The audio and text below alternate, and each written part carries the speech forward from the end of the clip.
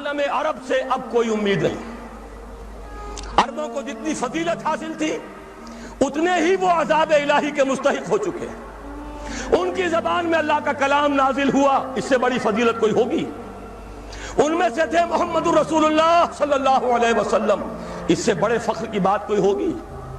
پھر غیروں کے دریوز اگر، پھر یہ ملوکیت کے ٹھاٹ، کہاں نظام خلافت اور کہاں یہ جانتا ہوں میں یہ امت حامل قرآن نہیں ہے، وہی سرمایہ داری بندہ مومن کا دین.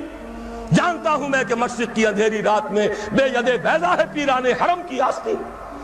ظاہر بات ہے کہ جب ان کا طرز عمل یہ ہے، کوئی روس کا پجاری تھا، کوئی امریکہ کے گھڑے کی مچھلی، کوئی ان کا نمک پروردہ، کوئی ان کی زیر حفاظت، وہ تو عذاب کے شکنجے میں آ چکے ہیں. نیو ورلڈ آرڈر جو جیو ورلڈ آرڈر ہے، یہ عالم صہیونیت اس کے 100 برس کے خوابوں کی تعبیر ہے جو ہو رہی ہے. 1898 میں انہوں نے ایک نقشہ بنایا تھا، 1948 میں 50 برس بعد اسرائیل قائم ہو گیا، اور اب 3-4 برس کے اندر اندر گریٹر اسرائیل نظر آ رہا ہے. دیکھنے والے دیکھ رہے ہیں، حقیقت میں تو بن چکا ہے.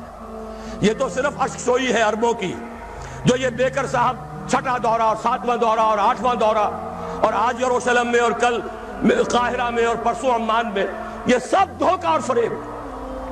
کچھ گیدڑ بھپکیاں بھی اسرائیل کو دیتے ہیں، لیکن ڈٹا ہوا ہے. اور نظر آ رہا ہے اب تو یہ ہے کہ اگر مسلمان ممالک میں کسی میں یہ خلافت کے نظام کا چرچا ہو سکتا ہے، تو میں یہ سمجھتا ہوں کہ سب سے بڑا حق بھی ہے اور سب سے بڑا فضل بھی ہے اللہ کا کہ پاکستان سے ہو. 400 برس کی تاریخ، سارے عظیم مجددین امت یہاں پیدا ہوئے. مجدد الفسانی، شاہ ولی اللہ دہلوی، شہیدین کی تحریک جن کا خون جذب ہوا یہاں بالا کوٹ میں. پھر اس دور میں علامہ اقبال جیسا نابغہ، مولانا ابوالکلام آزاد جیسا داعی القرآن، اگرچہ بعد میں وہ صرف آزادی ہند کی تحریک کے لیے خاص ہو گئے، مولانا مودودی جیسا مفکر اور مصنف، اسی طریقے سے مولانا الیاس صاحب کی جماعت، اتنی عظیم حرکت، یہ سب کے سب جو ہے کچھ اشارات ہیں فطرت کے. پھر پاکستان کا اسلام کے نام پر قائم ہونا، پوری دنیا میں ایک ملک. اور میں تو اس سے بھی آگے بڑھ کر ایک بات کہتا ہوں، اللہ تعالیٰ کا ایک اصول ہے، قانون ہے، جہاں بیماری پیدا ہوئی اس سے پہلے اس کا علاج بھی پیدا فرما دیتا ہے. یہ حدیث مجھے نہیں معلوم سند کے اعتبار سے اس کا کیا مقام ہے، لیکن عام طور پر بیان ہوتی ہے، حدیث نہیں تو ایک حکیمانہ قول ہے، ما انزل اللہ من دائن الا انزل لہ دوال. اللہ نے کوئی بیماری نازل نہیں کی جس کی دوا بھی نہ اتار دی ہو.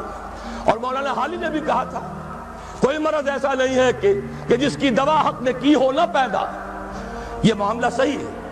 اور اسی حوالے سے کہہ رہا ہوں، 1948 میں اسرائیل قائم ہوا اور 1 سال پہلے پاکستان 1947 میں وجود میں آ چکا. کوئی ہے فطرت کے اشارے، صرف یہ ہے کہ ذرا ہمت کیجئے، آنکھیں کھولیے، کھول آنکھ، زمین دیکھ، فلک دیکھ، فضا دیکھ، اپنے ماضی کو بھی دیکھیے، حال کو بھی دیکھیے. مستقبل کے لیے اللہ کے رسول کی دی ہوئی ان پیشن گوئیوں پر یقین رکھتے ہوئے کمر ہمت کس کے کھڑے ہو جائیے، تن من دھن لگانے کے لیے. ان صلاتی و نسکی و محیایا و مماتی للہ رب العالمین. خلافت کا بول بالا کرنا ہے، اس نظام کو قائم کرنا ہے. اور میں آپ سے عرض کر دوں، یہ محسوس ہو رہا ہے پاکستان میں خلافت کی آواز ایک دم کئی طرف سے اٹھتی سنائی دے رہی ہے. اللہ کرے کہ یہ سب لوگ کسی ایک جگہ پر جمع ہو جائیں. مصنوعی اتحادوں سے کچھ نہیں بنتا. میں ایک بڑا تلخ تجربہ کر چکا ہوں زندگی کا، اور بہرحال مومن ہوں یا نہیں، چاہتا ہوں کہ اللہ تعالیٰ کے ہاں مومن شمار ہو جاؤں. اور مومن کی ایک مثال یہ بھی ہے، ایک علامت یہ بھی ہے، ایک بل سے 2 بارہ نہیں ڈسا جاتا. متحدہ شریعت بحث کا تجربہ میں نے کر لیا، بڑے بڑے جغادری علماء کو دیکھ لیا، ان کے آپس کے سر پھٹول کو دیکھ لیا، ان کی دھواندار تقریروں کو دیکھ لیا. جب وقت آیا تو جھاگ کی طرح بیٹھ جانے کو دیکھ لیا. 27 رمضان المبارک کا الٹیمیٹم دینا بھی دیکھ لیا، اور رمضان کے شروع ہونے سے پہلے ہی اپنے اس الٹیمیٹم سے میں باز آیا، محبت سے اٹھا لو پاندان اپنا. یہ منظر بھی دیکھ لیا.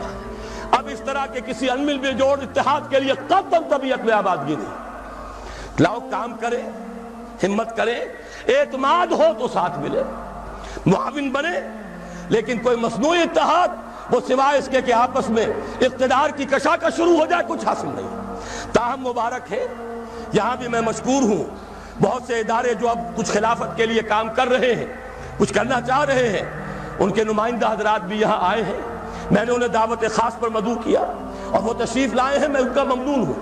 اللہ کرے کہ یہ بات آگے بڑھے اور اس کے اندر ہم کام کر سکیں۔ یہ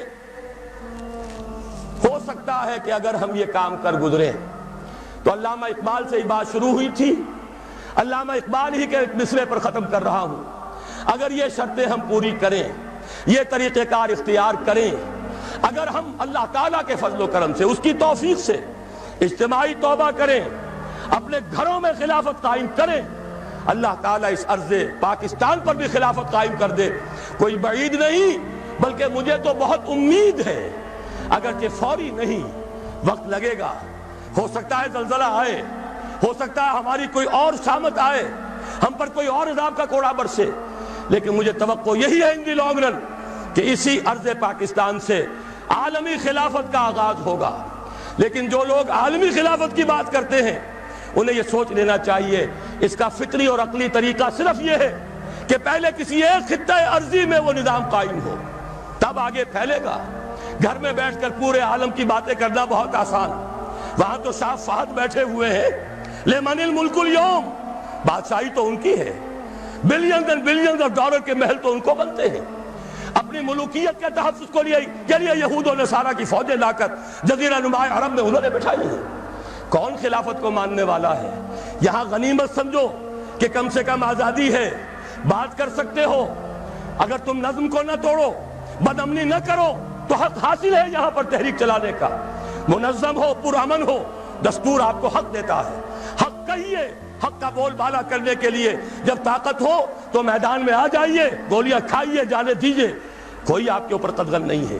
کیا عجب کہ اللہ تعالیٰ اس سرزمین کو چن لے، ہمیں توفیق دے، اور اس کے نتیجے میں میرے عرب کو آئی ٹھنڈی ہوا جہاں سے، میرا وطن وہی ہے، میرا وطن وہی ہے۔ کاش کہ اس شعر کا مصداق کامل ارض پاکستان بن جائے۔